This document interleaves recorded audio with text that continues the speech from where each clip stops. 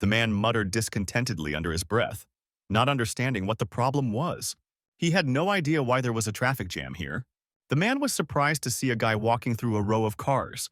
He tried to ask the stranger what had happened, whether there was some kind of accident ahead. Instead of answering, the guy deftly jumped onto the roof of the car. People started to get out of the car, stunned by what was happening. The guy, looking at the huge monster in front of him, noted that they were still those annoying creatures. He warned the crowd to get out of here quickly because monsters would soon appear here. The people immediately hurried away without waiting for them to appear. The boy took out his sword, preparing for the upcoming duel. The dogs rushed forward, barking wildly and foaming at the mouth. A squad of soldiers rushing to the scene noted that it was all a bit strange. The gates are open, which means there should be hordes of monsters here. They didn't understand why no one was visible then. Frozen, they saw a dangerous monster, system number 43. Everyone froze, watching in horror as the monster appeared. Gold-ranked raiders must have perfect training to face high-level monsters. That man took bread from the raiders who came. The men didn't understand who that guy was. They noticed that the stranger was wearing a jacket with a golden dragon embroidered on it. After wiping away the blood that had gotten on him, the guy introduced himself as Lee Si-min, a step that for some will be nothing, but for others it may be the cause of falling off a cliff. One word is enough to stop a person at the edge. The voice told Lee Si-min that he was not a coward at all, and these words changed absolutely everything. Ever since monsters started appearing in the world, people have been divided into raiders and everyone else. The guy arrived at the local raider bureau. The girl behind the counter invited Seaman to come further. The guy clasped his hands, almost stuttering from excitement. Reserve raiders are awakened, who are regularly tested by the Raider Bureau for aura readings. Only awakened with an aura above a certain level are eligible to become full-fledged raiders. The doctor noted that this was not the guy's first time here, so she didn't need to explain everything. The woman also reminded him that Seaman has to go to the army next year. He had previously made excuses to take tests, but he can't dodge them anymore. The doctor was well aware of his situation, but noted that it could not go on forever. She suggested that the guy get a referral to a psychologist. Seaman assured him that he would just take the test and go. The woman reminded him that he would not be able to get out of it next year. The doctor noted that the value had not changed since last year and remained 103. All awakened ones have an aura value that starts at 100 and then starts to increase. Its value has not changed since the guy found out that he is awakened. He gritted his teeth and trained hard, but then he realized that he had no talent to become a raider. He understood this because the meaning of the aura did not change at all. The doctor said they were finished and asked them to sign the documents. Once upon a time, Seaman believed that he would be able to achieve what he wanted. However, reality slapped the guy in the face. Arriving home, he headed to the computer, deciding that today was a great day for games. Seaman froze, looking at the information on the monitor. He saw a board of participants, hints, and special participants without any idea what kind of site it was. Opening the participants board, the guy ran his eyes over the entries of other players. Seaman couldn't believe that there were still idiots with 8th grade syndrome.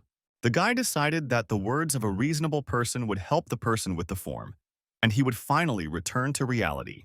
Suddenly hearing a crunching sound, Seaman stated that it was the sound of his parents' necks breaking. The guy advised me to stop living at the expense of my ancestors, go outside and breathe some air. Seaman decided to look at the news, immediately frowning in displeasure at what he read. The guy was unhappy that An Sung-joon reached platinum. Seaman hoped that this was just some kind of joke. They used to see each other face to face every day. This idiot was bullying the guy. That's why Seaman was really angry that this man had now reached platinum. The guy tore off the sticker, carefully reading his training schedule.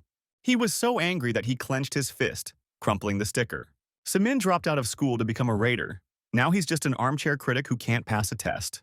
Looking at the monitor, the guy didn't understand why this site was back on. After seeing the other person's responses to his post, Seaman decided that he was completely crazy. The boy laughed cheerfully, offering this great magician to find him. Engrossed in his correspondence, he didn't even notice the glow that appeared behind him. The woman who came out of the portal asked what he was going to do to her. Seaman froze, looking at the stranger in surprise. The woman said she was interested in seeing what the guy was like, but she wasn't thrilled with what she saw. The guy recoiled in fear, not understanding what was happening. Suddenly, a thick vine wrapped itself around Seaman, making it difficult for him to breathe. The woman asked menacingly why he was yelling. Noticing how the guy was twitching in the vine, the stranger noted that he was very weak. He wasn't even fit to hold a candle to an insect, and she didn't understand how he got into the transcendental network in the first place. The woman waved her staff, causing the boy to rise up. She asked who he was, and Saemin promised that he would tell her everything if she let him go. The woman smelled her hand, and the vines disappeared, causing the guy to fly to the ground. Saemin asked fearfully who she was, and the woman introduced herself as Iana. She noted that the guy was a good liar, although she didn't understand why he would lie about being a raider. Saemin assured that this was true, adding that he had not yet become a full-fledged raider. The guy explained that in the world there are ordinary people and raiders who have an aura. Usually they are the ones who hunt monsters. And he is an awakened one with an aura. Iana asked the guy to show his aura. Saemin tensed, trying to squeeze out everything he could. The woman asked with disappointment if that was all. Iana didn't understand. She thought it was some kind of joke. The woman's eyes flashed with a pink glow. The guy recognized this as an irresistible force. It turns out that transcendents are monsters. Iana glared at the guy. Saemin immediately began to beg not to kill him. They started knocking persistently on the door, asking if everything was okay with the guy. Saemin was quick to assure that he was fine. The woman was upset that she had spent the points she had saved so diligently because of this loser. Iona angrily asked how the guy got into the transcendental network. He admitted that he himself did not know. He just turned on the laptop. The woman had no idea what it was and, looking at the laptop, noted that it looked very strange. Jonah told him to continue, but the boy had nothing more to say. While looking at Saemin's stickers, the woman asked him to tell her about himself. The guy assured that there was nothing interesting in his life. He just went through a lot of bad moments, and here he is. The woman decided that by ended up here, he meant living in a pigsty. Jonah called the guy pathetic, but he knew it himself. The woman asked if he had tried to change anything in his life. Her words were cruel, but they didn't hurt Saemin at all. On the contrary, he began to tell her about how he became an orphan at an early age and was adopted by his current parents, that he realized he was awakened at school. However, due to bullying, he never finished school. And about the aura indicators, which have not changed for 6 years. Iona noted that this is a rather sad story. The woman stood up abruptly and declared that it was time for her to go. She promised that if the guy wrote nasty things again, she would come and kill her and reminded him not to forget to write an apology. In parting, Iona noted that the world is by its nature cruel and unfair. She advised him to go outside and start doing something. He was a human being and should live, not just exist. The guy asked if he could meet her again.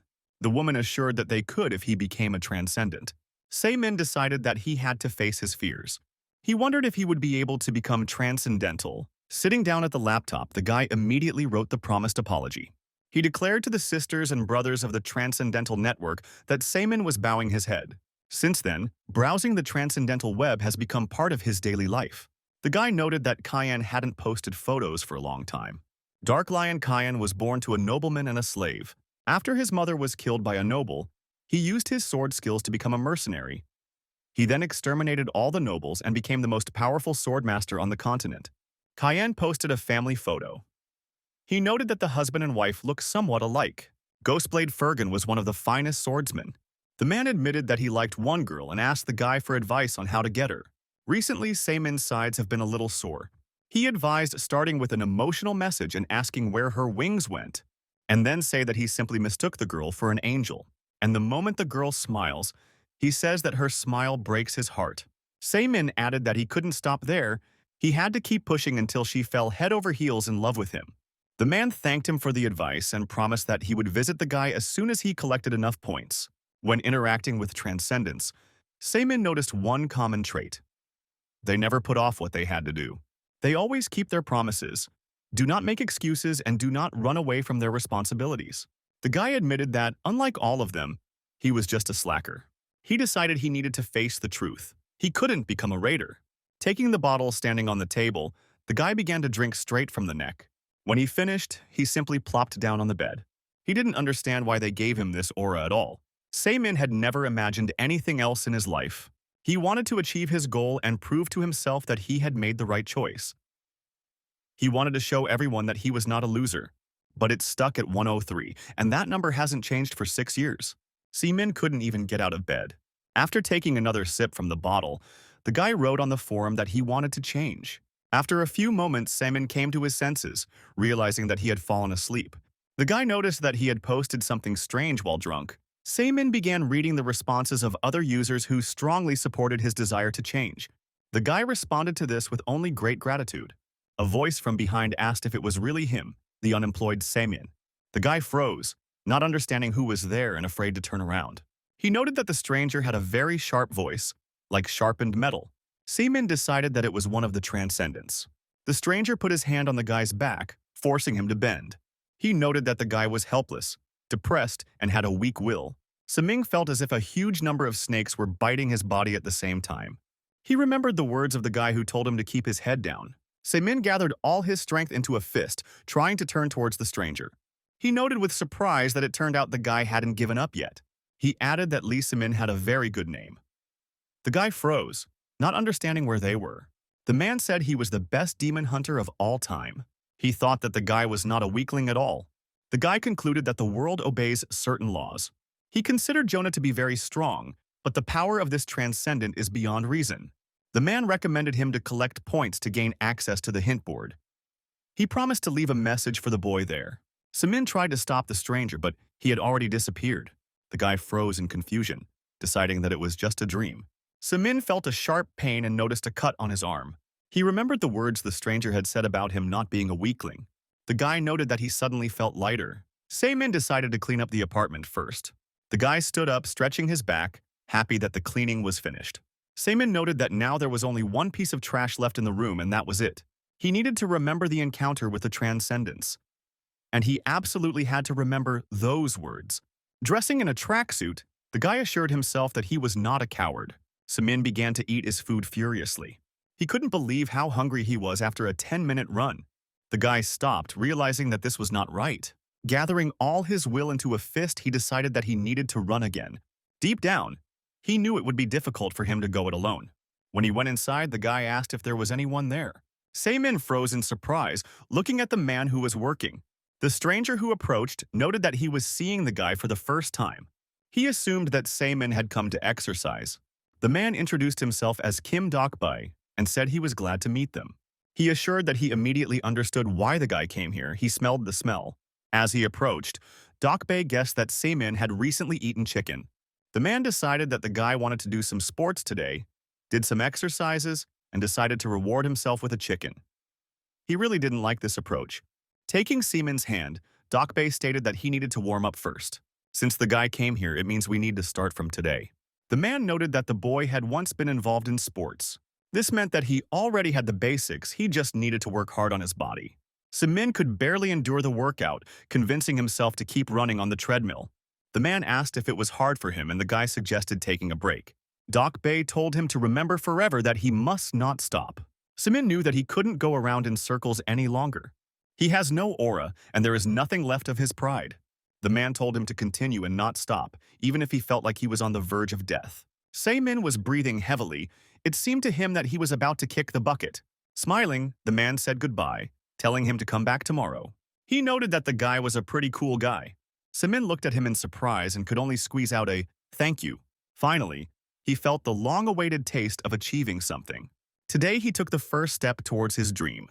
The boy remembered that the best demon hunter told him to look at the hint board. Saemin saw that he didn't have enough points. He had no idea how to collect them. The guy saw that he received a quest to lose weight to 100 kilo and below. Saemin said that he will lose weight to 100 kilo no matter what it takes. The coach told him to keep running even if he died. Looking at himself in the mirror, the guy noticed that he had lost a little weight. He assured himself that he would definitely cope. Saemin decided that he would do interval training today. A girl running past was surprised that the guy was running again. When she first saw him, he looked like a huge pig. Now he has changed a lot. Saemin gathered all his strength into a fist and pulled himself up again. He won't be able to become stronger unless he starts working on himself. Saemin continued to reassure himself that he was not a coward. The girl noted that the guy was serious. Approaching Saemin, the girl said that he always trains so hard. She added that she met him on his first day and noted that it is rare to meet such goal-oriented guys. Saemin just nodded in response and said that it was time for him to go. The girl didn't understand why she decided to talk to him at all. The guy noted that the girl smelled like a raid, although the smell was weak. He thought she had at least a blue mark. The physical capabilities of raiders are far superior to those of ordinary people, even if we are talking about low-ranking riders. In addition, the huge rewards they received for risking their lives created a sense of privilege. As an intern, he knew this firsthand. The man told him to pack his things and go home, because he had no chance anyway except for a blue mark. There was an insurmountable wall between the riders, not to mention riders and ordinary people. The girl ran alongside, warning that she was going to overtake. Turning around, she stuck out her tongue and called the guy fat. She wished him good luck, even though she thought that even that wouldn't help. The guy hurried to check his laptop, wondering who had posted what today, and saw a post from Miyana. At first, the woman seemed frightening to him, but in reality, she turned out to be sweet and affectionate. Seamin forced himself to focus on the quest. The system has started weighing the participant. Seamin jumped up from his seat when he saw that he was missing all 2 grams. The guy suggested that maybe he just needed to go to the toilet. He decided that he needed to get rid of the water. The system congratulated the participant on his weight being 99.9 and gave him 100 points as a reward. Seamin was offered to use points to level up and he agreed. Now the guy has access to the hint board. On the hint board, reading posts cost 100 points and creating them cost 200. If someone reads his post, he gets 10 points. In honor of his first visit to the tip board, Seamin was given the opportunity to read 1 post for free. The guy decided to look at the very post that was dedicated to him. The post stated that those who are subject to asphyxiation cannot complete the heavenly circle. Their internal ki cannot circulate properly and repents like smoke. If Seamin masters the correct techniques and returns to the cycle, he will be able to get out of this state. The best demon hunter of all time passed on to the boy the supreme divine art he had created. He ordered to pay his respects and follow the instructions. All this time, Seamin perceived the aura as an instrument of control and power. However, the best demon hunter treats aura as something alive. That was the answer. The guy noted that great mercy is not easy. Seamin would be willing to make this decision hundreds of times if he knows for sure that it will help him change. The guy decided to concentrate. He imagined himself threading a needle.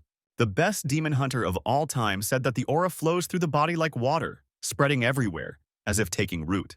This means he needs to focus on the obstacles that the aura is trying to pass through, and he must break through them in one motion. Seamin cried out in satisfaction at what he had accomplished. The guy said that he would definitely be able to become stronger. Private Academy for Training Writers, T-Song Academy.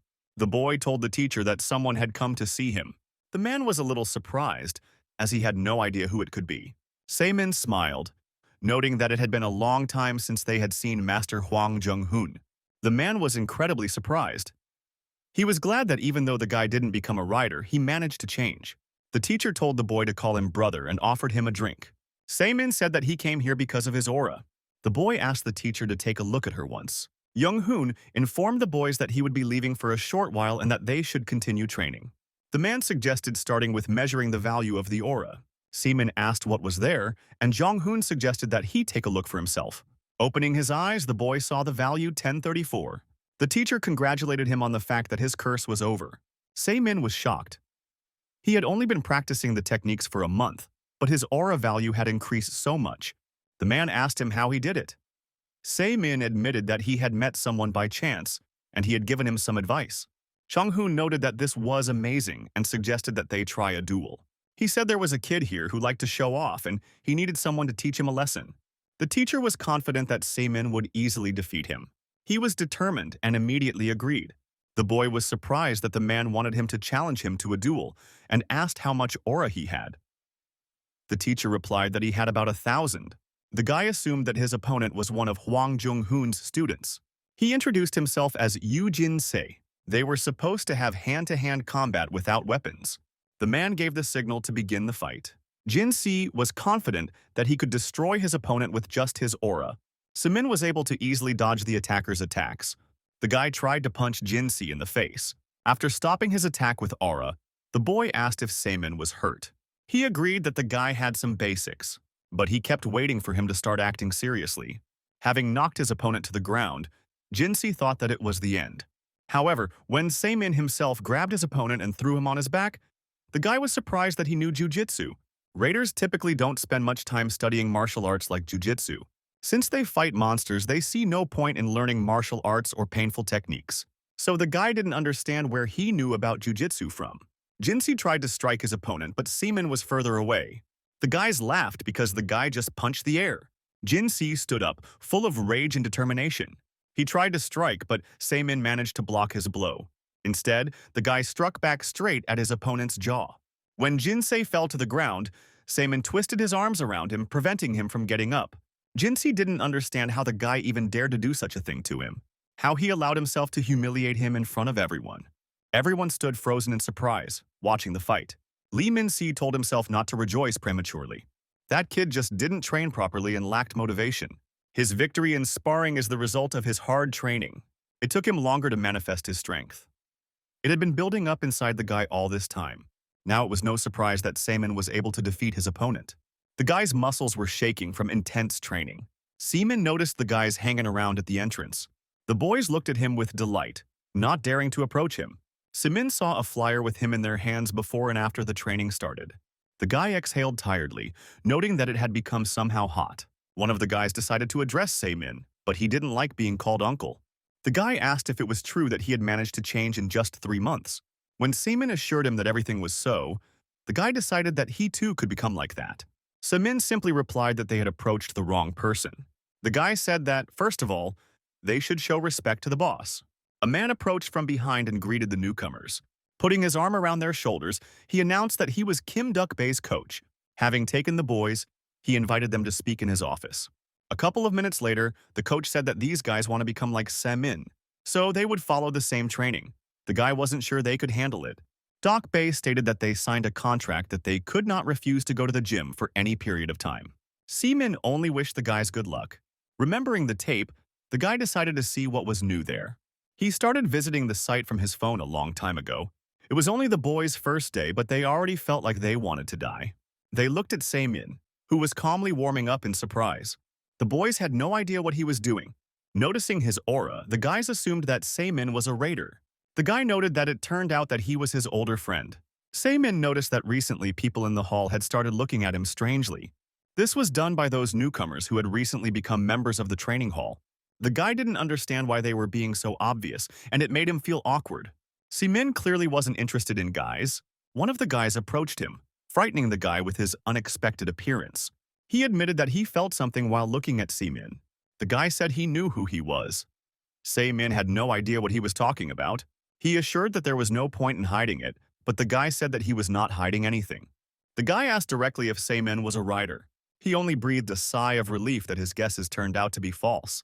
Seimin said that he is not quite a writer, but is only planning to take the exam, which will take place in a month. The guy admitted that he also wants to become a raider. Showing his aura, he said that he, like Seimin, was awakened. In response, Seimin asked why he didn't attend the Raider Academy. The guy said that his parents thought it was dangerous to be a raider, so he waited until he came of age and focused on his studies for now. Now he wants to strengthen his physical strength. There were many late bloomers among the raiders. Becoming a true raider requires not only aura, but time and effort. The guy said that he had to become a raider. After all, a raider is the coolest profession, taking first place in a study of career aspirations. Seimin asked if he knew how to control the aura, to which the guy replied that he knew a little. Seimin asked him to show it to him, causing the boy to be a little taken aback. Having concentrated, he began to demonstrate his abilities. Seimin noted that the guy was doing great and asked who helped him. He admitted that he watched a lecture by writer An Sung-jun. Seimin advised him to continue practicing, noting that control over the aura was very important. He added that the guy was very smart and he hoped that they would meet at the top.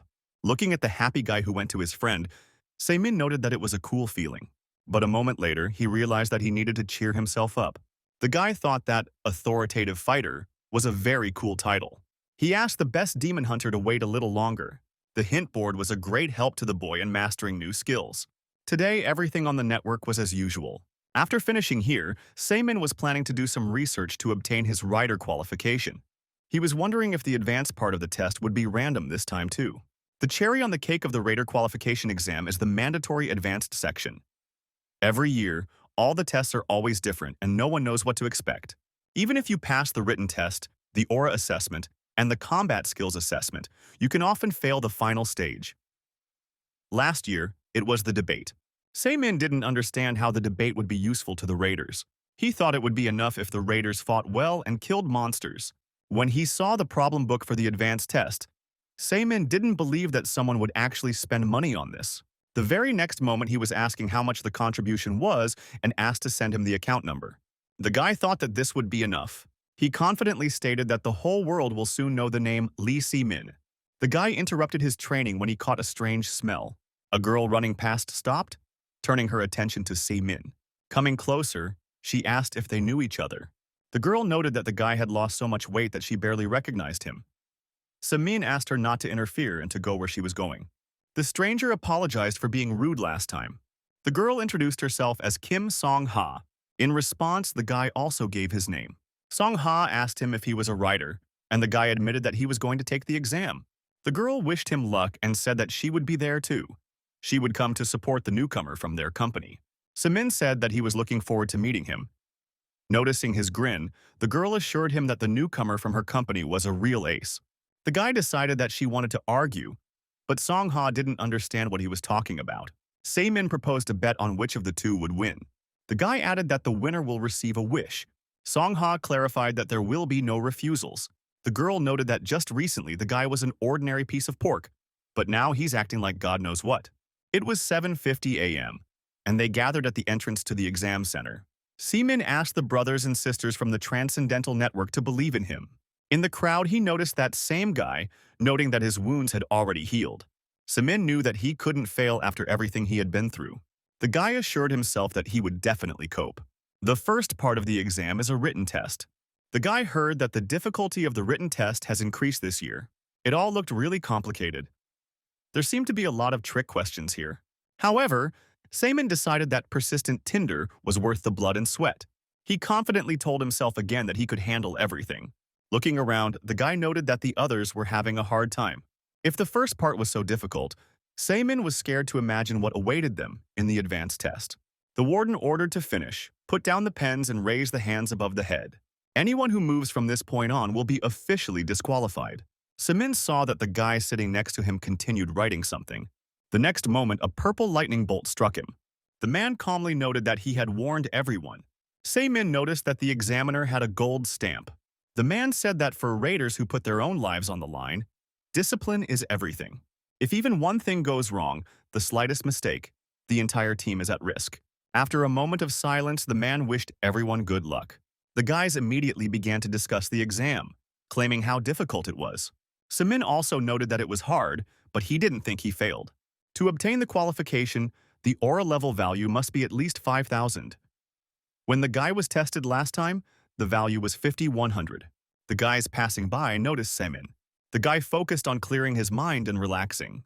He firmly believed that he would succeed. However, the ominous images of being drafted into the army haunted him. Se-min decided that he would follow his mentor's words. The highest limit symbolized the harmony of all things and phenomena of the universe. Manipulating the aura brought back many memories for the boy. When Se-min first spoke about wanting to become a raider, his adoptive parents believed in him. The man quietly approached the guy and asked him what he was doing there. He noted that aura management must be done in a safe place. The man added that, of course, sometimes there is simply no choice. He admitted that he once did this in a forest teeming with monsters. Se-min thought that the man had been in a lot of dangerous battles, to which he simply replied that such was the fate of raiders. However, the battles inside the gates were especially memorable. After passing through the gate, they encountered a huge number of all kinds of creatures. In the Book of Monsters, there is an unidentified creature called the Black Castle. The first time they encountered him, the raiders were unable to obtain enough information to identify the monster, and no one has encountered him since. The man wanted to say something else, but the woman who entered warned him that the second part of the exam would soon begin. The examiner remembered that he was the one who was supposed to conduct it. The man said that it was time for the guy to go to the second floor for the next stage. He sincerely hoped that Se-min would have excellent results. The guy said that he came to measure his aura, and the woman asked him to wait. Hearing some shouts, Se-min tried to understand what was going on. He asked the guys who came out what happened. A passerby reported that the person who had just measured his aura had received a result of more than 30,000. Se-min was extremely shocked by this news. The guy couldn't even imagine that there were such people among them. Se-min was curious about the writer. The guy standing next to him said that her name was Pan Yu-bi, and she was a real beauty. The guys were surprised that it was a girl, strong, and also a beauty. Se-min remembered Song-ha's words about their new recruit. The guy asked if there had been anyone who had failed the test. The stranger standing nearby assured him that there couldn't be anyone with an aura below 5,000. Seimin remembered again that the last time his aura value was 5100. The last candidate was invited into the office. The man told the boy to lie down on a special couch. When Seimin was in the right position, he announced that he was starting the procedure. A few moments later, the man reported that the guy's aura value was 7180. Seimin was incredibly happy about this. He immediately began to bow and thank everyone around him. He also thanked the gentleman and wished him a year full of good luck. Pleased, Seimin asked the boy when his lessons would end and invited him to eat some meat together at his expense. Sitting in a cafe, the guy was thinking about how beautiful the world is. Suddenly, Seimin saw that same girl in the crowd. It angered him that Songha walked around so languidly, knowing that she had such a strong ace up her sleeve. The guy's attention was also drawn to the swords on the boys' belts. Captivated by his observation, Seimin didn't notice the guys who approached. When asked about the exam, the guy assured that it was as easy as pie. Seimin confessed that he realized something important today, so he is going to start living life to the fullest. He told the boys to eat until their bellies burst. After all, he doesn't treat them every day. The guy suggested that Seimin become the manager of a meat restaurant, because he grills meat so well. Seimin remarked that if an ignoramus like him were to run a meat restaurant, it would be a disgrace to the nation. The guy added that it would be the same if he became a raider. Seimin decided that someone here needed to be taught a lesson, to which the guy noted that this already looked like an assassination attempt. Seimin immediately noticed the group that entered with that same girl. Songha greeted him cheerfully, noting that they met again. She told Yubi that this was the guy who said he could defeat her with his eyes closed. The girl just smiled sweetly and she and Seimin introduced themselves to each other. Songha wished them bon appetit and reminded them of their argument. Seimin shouted after him that he actually didn't say that. The guy asked who those girls were, noting that they were very beautiful. Seimin just said not to judge a book by its cover. He reminded the guys that they should choose a girl carefully and suggested going to karaoke. The boys turned around, trying to understand what was happening. Seimin immediately told Inja and Jimin to leave here. The guy noted that he had a bad feeling. Seimin remembered this feeling, deciding that it was a gate. He fearfully told the boys that the gates were opening here. The boys froze, looking at the appearing monsters. A monster pest appeared under system number 22. Sinkus. Everyone immediately started running in different directions, hoping to escape. Seimin froze, realizing that his body was not allowing him to move. Sun Ho announced that the Iron Horse unit had arrived and ordered everyone to go to the shelter. The girl also ordered Yubi to call a rescue team. Although the Iron Horse Association is not one of the big three, they are an elite raider company. Sun Ho confidently rushed forward towards the monster. Meanwhile, more monsters pests under system number 3, Yorg, appeared from the gate. Sun Ho immediately ordered the others to block the attack. One of the monsters rushed at a man standing nearby. Seimin knew that he had to come over and help him. He had trained hard for this, so he told his body to start moving. The boy saw Inzo rushing to attack the monster. He stood, ready to defend himself with only a stick. Inze, a boy who had never been properly trained, fought bravely against the monster. Then, Seimin realized that the boy would become an incredible raider. However, the very next moment, the monster sank its fangs into Yingje's shoulder. Seimin finally got up from his seat, wanting to help the boy. He rushed towards Inja with tears in his eyes, hoping that he was okay. Seimin was about to strike the monster, but someone's spear managed to pierce him first. The man asked if he was okay. The guy assured him that he was fine, but there was a victim here. Running up to Inja, Seimin begged him to come to his senses. The man said that a rescue team would arrive soon and asked the boy to hold out until then. Seimin began to bandage the boy's wound. He used his aura power to stop the bleeding, but it wouldn't save Inja's hand. While Seimin was busy with the guy, he didn't notice the monsters approaching him at all. The girl used her aura, attracting the attention of the monsters to herself. Songha noted that for such a large monster, he is quite agile. She knew a way to kill him quickly, but she couldn't reach his head. The man reported that help had arrived and decided to try to join forces. Sun Ho jumped high into the air, approaching the monster's head. The girl took out her blade, intending to strike. The monster let out a long cry, releasing energy outward. The next moment, he fell to the ground, defeated. Sinkus was no longer moving, and medical teams were already on site. The gates began to close. There were only 10 seconds left before they disappeared. Seimin noted that there seemed to be something there. The guy realized that this was a disaster-level monster, system number 1, an orc. Seimin noticed that the monster was staring at him from the gate. Inza croaked briefly, wanting to say something. The guy immediately asked how he was, but Inji only asked if the man was alive. Seimin assured that he was alive only thanks to him. Inzi noted that, although he was not a full-fledged raider, it was the least he had to do. Seimin sadly noted that the guy was right. The next day, the place where the gates had opened began to be restored, and life returned to normal. However, the battle with the monsters turned out to be not as the guy imagined it. If it weren't for Kim Seon-ha and all those people who happened to be around them, he could have died. Semin continued to work out in the gym, but he couldn't get the previous evening out of his head. Doc Bay noted that it was high time for the guy to go home. Semin didn't even notice that it was already so late. The coach offered the guy a drink. The man admitted that he was very sorry that this happened to Inze. Semin noticed that he was awakened. The coach knew about it, remembering that he was still taking exams. The guy admitted that when he first encountered the monsters, his body went numb. And while he was struggling with his fear, Inzo was wounded. He asked the man if he thought someone like him could become a raider. Doc Bay admitted that before opening the gym, he was a professional boxer. Of course, he was old, but he used to be very agile. Seaman guessed that he knocked out opponents with one knockout. The man laughed and admitted that, yes, it had happened. But then something happened that changed everything. There was one young man who died right during the battle. After that incident, the man could not return to the ring. Doc Bay asked the boy if he understood why he was telling him this story. He stated that Seaman needs to stop feeling sorry for himself. What's past is past. He's not going to lock himself in his room and whine about the mistakes of the past for the rest of his life. The man reminded that no one is perfect. Sometimes people make mistakes. They will regret what they did. Whether it was Doc Bay who landed a vital blow on his opponent, or the opponent who knew things could end badly and failed to stop. Of course, everyone feels fear, but no matter what, they must move forward.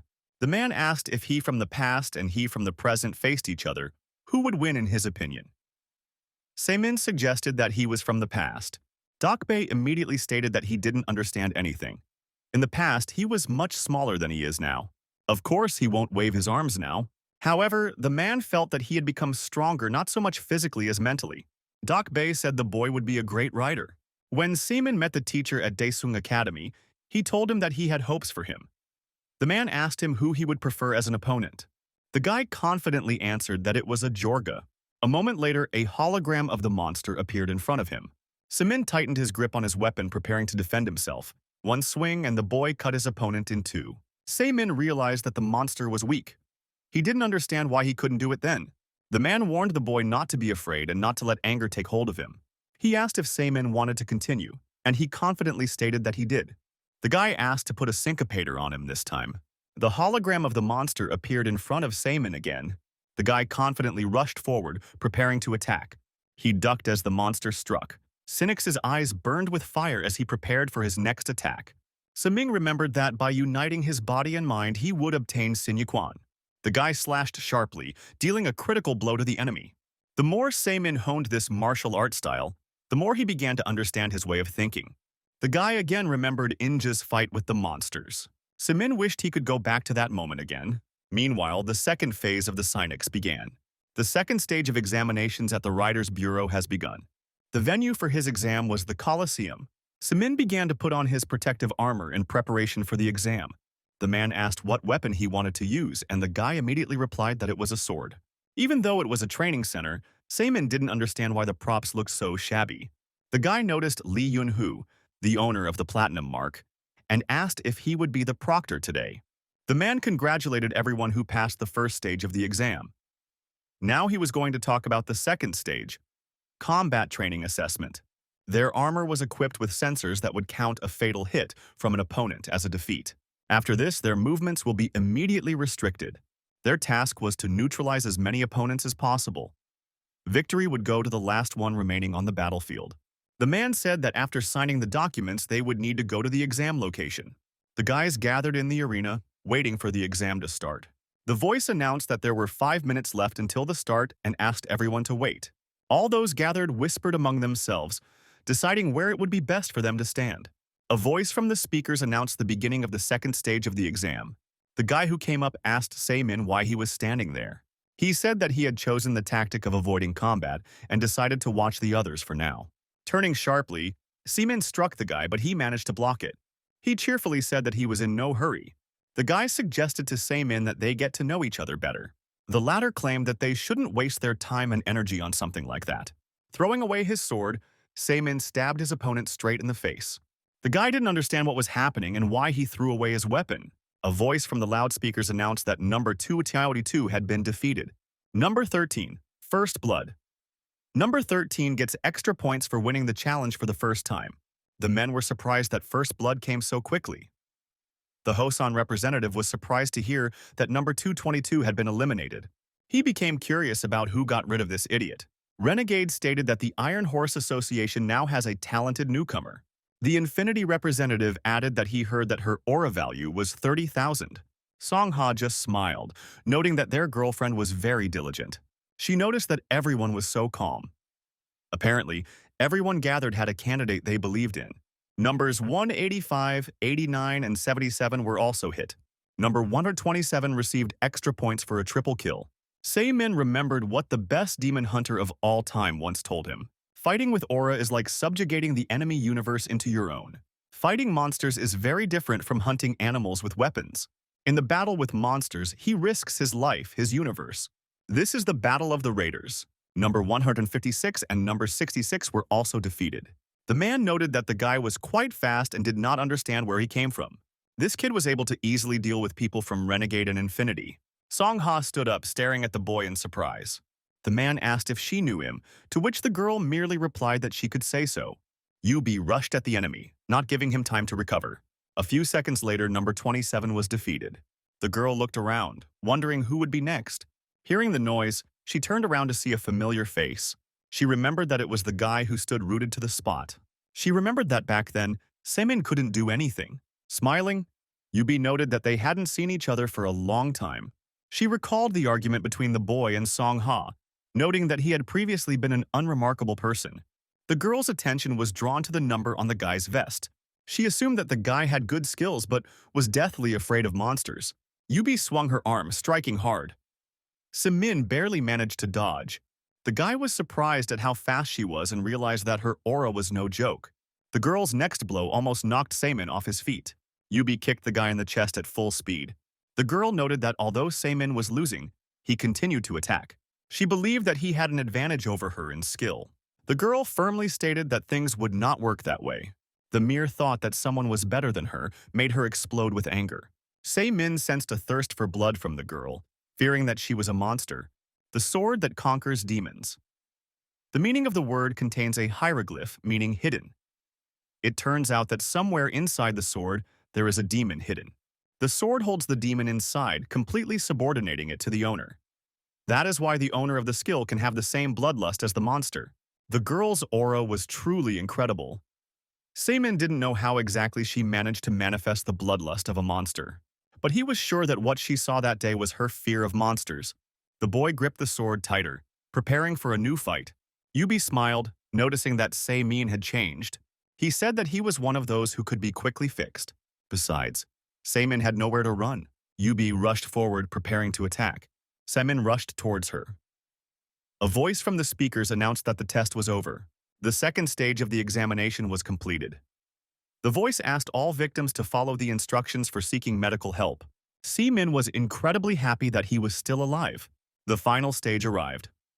Its difficulty was that the tasks were different each time. Even if writers show excellent results in the first and second stages, they can fail in the last one. Seeing the piece of paper and pen, Seimin assumed that they were going to test their drawing skills. The voice said that this year the final part of the qualifying exam is an essay. He asked them not to get up or fidget until the exam began, otherwise they would be disqualified.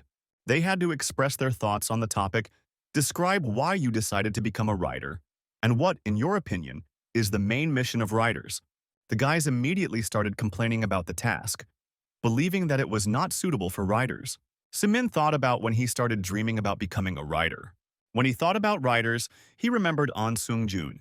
He always bullied the weak, including the guy. Seimin was an orphan, and by the time he came to terms with being alone, he was adopted by his current parents. His mom and dad saw their calling as raising him. They didn't always tell the guy that they loved him, but he could feel it. One day, they sat the guy down in front of them and started talking. They spoke of a specific purpose for which all people appeared for the purpose. They may have been trying to protect Seimin, since he had recently learned of his biological mother's death. The boy's mother asked him to eat well and not get too carried away with training. And my father gave me the advice to live up to my name. He explained that Si means world, and Ming means people. His father asked him to become a writer who helps people. The guy said that he would definitely do so and thanked them for raising him. The voice reminded that there were only 5 minutes left until the end. Monsters have taken over humanity. The only force that can resist them is aura. Seimin wondered why she was given to him, what purpose he had in this world. He remembered the words about him not being a coward. I remembered what Inza had said about it being the least they could do, how the coach told him he would be a great raider. This was the very reason why he wanted to become a raider. Several days passed after the exam. Si-min visited Inja at the hospital. The guy was just reading a comic book and asked if Seimin liked novels. He only replied that he doesn't read such things. The guy asked when he would be discharged. In-si said that it would be a long time yet. He would have to study in bed. Seimin didn't believe that he would study, but the guy said that he was quite smart. He asked Seimin if he knew the square root formula, and he honestly answered that he did not. Inzia laughed and declared that the guy was dumber than him. Seimin promised the boy that he would help him restore his arm, but it would take time. Inza smiled and assured that he would trust the guy and prepare to become a firefighter. Seimin was a little surprised, but the guy said that it was a very cool profession. After patting his friend on the head, Seimin said that it was time for him to go. Inzi asked when they would see each other again. Seimin replied that in 2 years. Inza said that he would visit him. The qualification exam to become a writer was completed. Seimin was called up for military service.